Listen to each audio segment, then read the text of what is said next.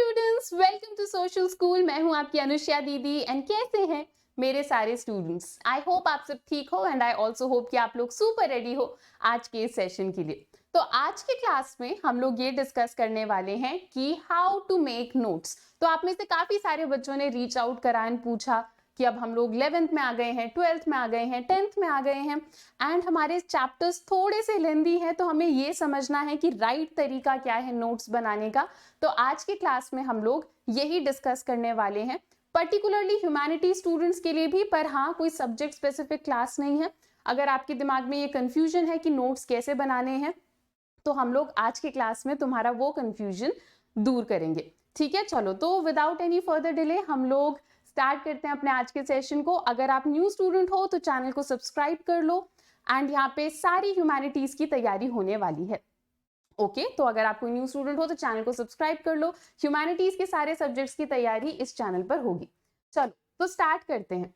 आगे बढ़ने से पहले जरा जल्दी से ये डिस्कस कर लेते हैं कि नोट्स बनाना इंपॉर्टेंट क्यों है। आई एम वेरी श्योर कि ऐसे बहुत सारे बच्चे इस क्लास को देख रहे होंगे जिन्होंने आज से पहले कभी नोट्स बनाए नहीं होंगे and that is completely fine. May be अब आपको लग रहा हो कि इससे पहले तो नोट्स बनाए नहीं, शायद 10th में भी, 11th में भी, 12th में भी बिना नोट्स के काम चल जाएगा। तो ऐसा नहीं है यार, नोट्स बनाना जरूरी है एंड हम लोग ब्रीफली डिस्कस करेंगे कि नोट्स बनाना हमारे लिए इंपॉर्टेंट क्यों है। पॉइंट 1, अगर मैं सोशल साइंस की बात करूं और हमारे ह्यूमैनिटीज के सब्जेक्ट्स की बात करूं तो हमारे सब्जेक्ट में ना बहुत सारे फैक्ट्स, बहुत सारे इवेंट्स, ये सारी चीजें होती हैं। तो अगर आप नोट्स बनाओगे तो आपके लिए आसान हो जाएगा इन सारे इवेंट्स एंड फैक्ट्स को याद रखना। ठीक है, इसके अलावा अक्सर बच्चे तैयारी करते टाइम क्या गलती करते हैं, वो लोग चैप्टर को तो अच्छे से रीड कर लेते हैं पर तुम ये भूल जाते हो कि एग्जाम में हमें आंसर लिख कर आना है। तो जब हम नोट्स बनाते हैं आंसर राइटिंग की भी प्रैक्टिस हो जाती है। ओके, तो नोट्स में क्योंकि हम लोग बहुत ज्यादा लिखते हैं तो आंसर राइटिंग की भी प्रैक्टिस हो जाती है, विच इज वेरी इंपॉर्टेंट। इसके अलावा नोट्स आपकी मदद करेंगे लास्ट मिनट रिवीजन में। लास्ट मिनट रिवीजन मतलब अब मान लो कल मेरा एग्जाम है, तो अगर कल मेरा एग्जाम है तो आपको पता ही है हमारे सोशल साइंस में सारे चैप्टर्स कितने लेंदी होते हैं। बहुत मुश्किल होगा कि मैं कल अगर एग्जाम है तो आज एनसीईआरटी से पूरा चैप्टर रीड कर पाऊं। इट वोंट बी पॉसिबल कि मैं पूरा सिलेबस एनसीईआरटी से रीड करूं एग्जाम के एक दिन पहले।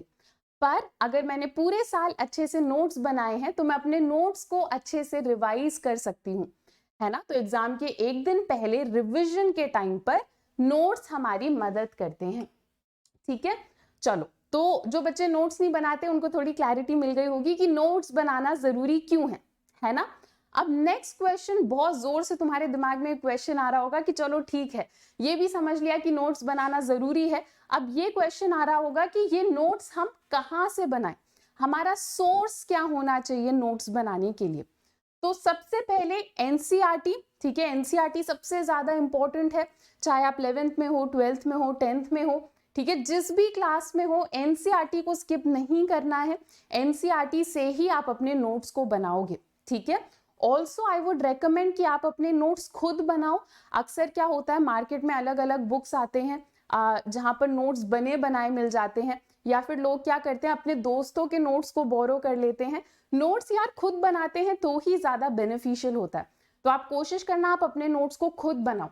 तो एक तो आप एनसीईआरटी से रेफरेंस लोगे, इसके अलावा अगर कुछ एक्स्ट्रा रहता है, कुछ इंपॉर्टेंट रहता है तो आपने इस चैनल को तो सब्सक्राइब कर ही रखा है, तो हम आपको क्लासेस में बता दिया करेंगे कि नोट में ये लिखो, ये इंपॉर्टेंट है, ये आपके एग्जाम में आ सकता है। तो एनसीईआरटी एंड सोशल स्कूल की क्लासेस, ये दो आपके रेफरेंस होंगे, मेन रेफरेंस होंगे, जिनको यूज करके आप क्या करोगे, आप नोट्स को बनाओगे। अब चलो ये भी क्लियर हो गया नोट्स कहाँ से बनाने हैं। नेक्स्ट टॉपिक जल्दी से डिस्कस करते हैं कि नोट्स बनाने कैसे हैं। ठीक है, नोट्स बनाने का सही तरीका क्या है, हाउ टू मेक नोट्स। तो ध्यान रखना नोट्स में आप क्या करोगे, पॉइंट वाइज लिखना है आपको सब कुछ। ठीक है, पॉइंट वाइज लिखने की कोशिश करो। इन जनरल हम लोग अपने एसएसटी में आंसर भी पॉइंट वाइज लिखने की कोशिश करते हैं। ध्यान रहे कि आपके नोट्स टू द पॉइंट हो, बहुत ज्यादा लंबा खींच के पैराग्राफ, बल्कि पैराग्राफ लिखने की जरूरत नहीं है, पेजेस भरने की जरूरत नहीं है। टू द पॉइंट चीजें लिखो, डायरेक्ट चीजें लिखो अपने नोट्स में। नेक्स्ट, अब क्योंकि मैं कह रही हूँ कि टू द पॉइंट चलो, तो इसका मतलब ये नहीं है कि तुम लोग क्या करो, सारे इंपॉर्टेंट इवेंट्स को खा जाओ, नहीं, नोट्स में इंपॉर्टेंट चीजें तो लिखना ही है, कुछ स्किप नहीं करना। ओके, नेक्स्ट, जब आप नोट्स बनाने बैठो तो ध्यान रखना कि आप बहुत ज्यादा बुकिश लैंग्वेज को यूज ना करो, ठीक है, बहुत ज्यादा किताबी भाषा में नोट्स को ना लिखो, क्योंकि देखो अगर आपको बुकिश लैंग्वेज में ही रिवाइज करना होता तो फिर आप अपने एनसीईआरटी को ही ओपन कर लेते ना। तो कोशिश करना कि आप थोड़े ऐसे भाषा में लिखो कि जैसे एग्जाम के एक दिन पहले तुम नोट्स पढ़ रहे हो तो तुम्हें थोड़ी और क्लैरिटी मिले, ठीक है। तो तुम्हें क्या करना है, अपने भाषा में लिखना है, बुकिश लैंग्वेज में ज्यादा नहीं लिखना। नेक्स्ट, ड्रॉ मोर। ड्रॉ मोर का देखो ये मतलब नहीं है कि तुम अपने नोट्स में माउंटेन बना रहे हो, नदियां बना रहे हो, बर्ड्स बना रहे हो। जैसे मैं एनीमे बहुत ज्यादा देखती हूँ, तो मुझे याद है जब मैं नोट्स बनाती थी तो मैं साइड में एनीमे कैरेक्टर्स वगैरह कुछ ड्रॉ कर लेती थी। मैंने ये गलती कर ली, तुम नहीं करना, ठीक है। ड्रॉ मोर का यहाँ पे मतलब है कि तुम मैप्स बनाओ, फ्लो चार्ट बनाओ, टेबल बनाओ, ठीक है। क्योंकि मैं तुम्हें एक एग्जांपल देती हूँ, अगर मैं तुमसे बोलूं कि अपने हिस्ट्री के बुक को थोड़ा सा याद करो, ठीक है, तो तुम्हें शायद ये याद ना आए कि हर एक पेज में क्या क्या लिखा हुआ है, पर तुम्हें थोड़ा बहुत ये याद होगा कि कौन से पेज में कौन सी फोटो है ना।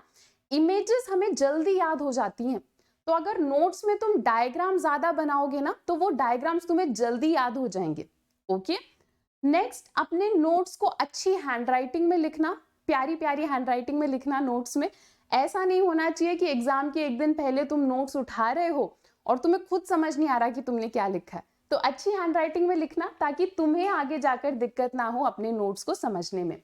इसके अलावा राइट डाउन योर डाउट्स।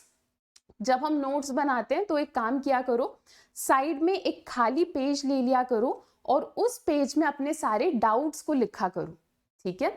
अक्सर क्या होता है, नोट्स बनाते टाइम हमारे दिमाग में बहुत सारे डाउट्स आते हैं, एंड नोट्स बनाते टाइम तो वो डाउट होता है दिमाग में, पर उसके बाद हम भूल जाते हैं, और कई बार क्या होता है वही डाउट फिर एग्जाम में आ जाता है, ठीक है। तो ताकि आप अपने डाउट्स को ना भूलो, नोट्स बनाते टाइम एक खाली पेज लो और उस पेज में आप अपने सारे डाउट्स को लिखो, और अगले दिन आप हमारे चैनल पर आओ या फिर आप अपने स्कूल में टीचर के पास जाओ और अपने डाउट्स को क्लियर कर लो। एक और चीज, आप हाईलाइट करो, जो भी की टर्म्स हैं, जो भी इंपॉर्टेंट चीजें हैं उनको आप नोट्स में हाईलाइट कर सकते हो, ठीक है। अगर हाईलाइट नहीं करना आपको तो आप अलग पेन से लिखो या पेंसिल से अंडरलाइन कर लो, ठीक है। जब हम अपने नोट्स में किसी पर्टिकुलर चीज को अलग कलर में देखते हैं ना तो वो चीज हमें जल्दी याद हो जाती है, तो हाईलाइट करने की भी कोशिश आप कर सकते हो। अब यहाँ पे कुछ एग्जाम्पल्स हैं कि आप अपने नोट्स को किस तरीके से बना सकते हो। जैसे मैंने अभी तुम लोगों से बोला कि क्या करना, ड्रॉ ज्यादा करना, टेबल ज्यादा बनाना। तो हमारा एक टॉपिक होता है टाइप्स ऑफ रिसोर्स, है ना। तो हम लोगों ने क्या करा, एक तरीका होगा इसे लिखने का कि तुमने पूरे पेज में लिख दिया कि रिसोर्सेज हमारे ऐसे ऐसे अलग अलग टाइप के होते हैं, है ना। और एक दूसरा तरीका है कि तुमने एक नीट सा डायग्राम बना दिया और तुमने इस टॉपिक को कवर कर लिया। इससे क्या होगा, एक तो तुम्हें डायग्राम देखकर जल्दी याद होगा, है ना। दूसरी चीज, अगर तुम नोट में सिर्फ लिखते रहोगे ना तो तुम खुद थक जाओगे, ठीक है, तुम खुद बोर हो जाओगे। अगर तुम बीच बीच में ऐसे टेबल बनाओगे तो तुम्हारी क्रिएटिव साइड भी थोड़ी बाहर निकल कर आएगी। तो इस तरीके से हम टेबल्स बना सकते हैं। हिस्ट्री में तुम अलग पेज में इस तरीके से डेट्स लिख सकते हो, ठीक है। यहाँ पे ईयर लिख दिया और साइड में लिख दिया कि इस ईयर में क्या हुआ था।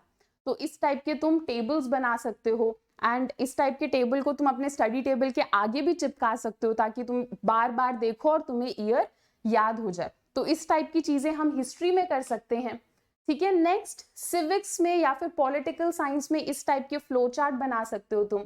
Union government, state government, local government, local government में हमारा पंचायत आ जाता है, नगर पालिका आ जाता है। तो इस टाइप के फ्लो चार्ट हम लोग क्या कर सकते हैं, सिविक्स में बना सकते हैं, अपने पॉलिटिकल साइंस के नोट्स में बना सकते हैं।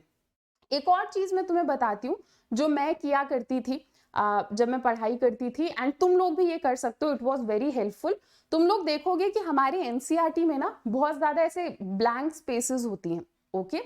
तो मैं क्या करती थी, मान लो मैंने ये पूरा पैराग्राफ पढ़ लिया, ठीक है, एंड ये पूरा पैराग्राफ पढ़ने के बाद मुझे समझ आ गया कि इस पैराग्राफ में क्या लिखा है। तो मैं एक या दो सेंटेंस में यहाँ पे लिख देती थी, खाली जगह पर लिख देती थी कि इस पूरे पैराग्राफ में क्या चीज इंपॉर्टेंट है, ठीक है।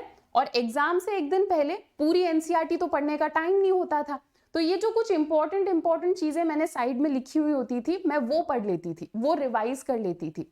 तो तुम लोग ऐसा भी कर सकते हो कि एनसीईआरटी रीड करते टाइम साइड के जो स्पेस हैं उनको यूटिलाइज करके तुमने कुछ कुछ लिख दिया। ध्यान रखना यार, पर एक चीज का ध्यान रखना, अगर तुम ये करते हो तो नीटली करना, ठीक है। अगर तुम मान लो पूरे पेज को बहुत गंदे तरीके से भर देते हो, फिर एग्जाम के एक दिन पहले कुछ समझ नहीं आता, बुक उठाने का भी मन नहीं करता, तो तुम लोग नीटली करना है इस चीज को, ओके। चलो, तो आज मुझे तुम लोगों को इतना ही बताना था। आई होप तुम्हें थोड़ी सी क्लैरिटी मिली होगी कि हम लोग ह्यूमैनिटीज में या फिर सोशल साइंस में नोट्स किस तरीके से बना सकते हैं। अगर आपको लगा कि ये सेशन आपके लिए हेल्पफुल है तो वीडियो को लाइक करो, शेयर करो एंड कमेंट सेक्शन में show some love and support. चलो स्टूडेंट्स, तो आज के लिए इतना ही। अब हम लोग मिलते हैं अपने नेक्स्ट लेक्चर में। Till then, bye bye, take care and thank you.